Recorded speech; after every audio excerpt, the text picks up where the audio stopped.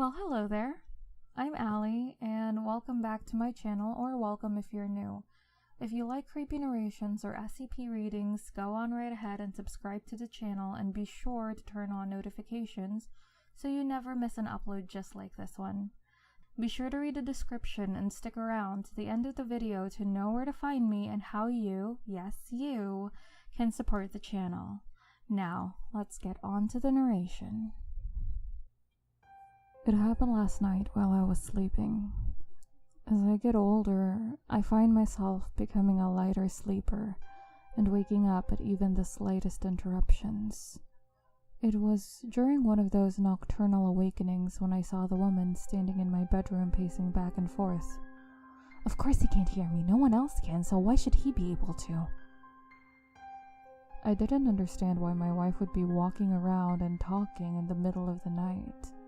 It was only then when I looked over and saw her sleeping next to me in the bed that I woke up fully and realized the fact that there was a complete stranger in my bedroom. It was at this point in my thinking when the woman stopped pacing and saw that I was looking directly at her. We stared at each other for a couple of seconds before she finally broke the silence. "You can see me?" the strange woman said. I realized what was bothering me about her. She was ethereal and translucent, like an image projected onto smoke. "Holy shit, you can hear me too?" The woman jumped up and down in obvious joy, somehow without making a single disturbance on the second floor of my townhouse. I was dreaming. That had to be the answer, because ghosts don't exist, and this thing looked way too much like I imagine a ghost would. After a couple of jumps, the translucent being moved over to the side of the bed I was sleeping on. "Please, I need your help!" As soon as the see-through thing moved within reaching distance, I did the only thing I could think of to do. I tried to punch the ghost. This didn't end well, as the momentum of my punch threw me out of bed as I passed through the ghost and landed hard on the ground. It was obvious to me now I wasn't dreaming, as landing on the ground hurt like a son of a bitch. I heard my wife say from the bed. "Please," the ghost said to me in response. "No one else can hear or see me, and I need your help." I looked up at the clear woman. I couldn't say exactly what made me believe her. It could have been the genuine look of worry on her face, or it could have been the fact that I just moved directly through her without hitting anything. "Just hit something on my way to the bathroom," I said quietly as I got up from the ground. It wasn't necessary, as my wife had already turned over and was snoring again. "Thank you," the ghost said. "Now could you please help me?"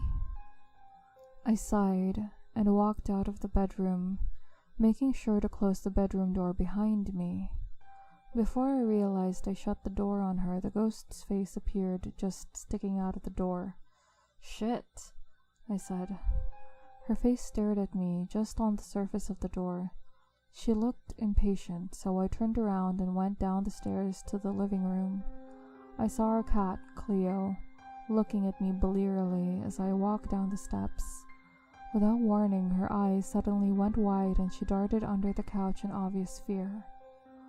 I turned to look at the ghost, who was just visible coming down the stairs. "Sorry," it said. "Could you just tell me what the hell is going on?" I said quietly.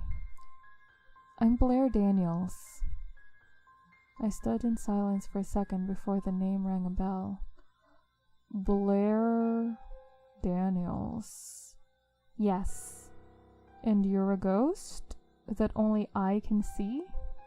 She sighed. "Yes, unfortunately." "That doesn't make any sense. I saw her post the story just yesterday."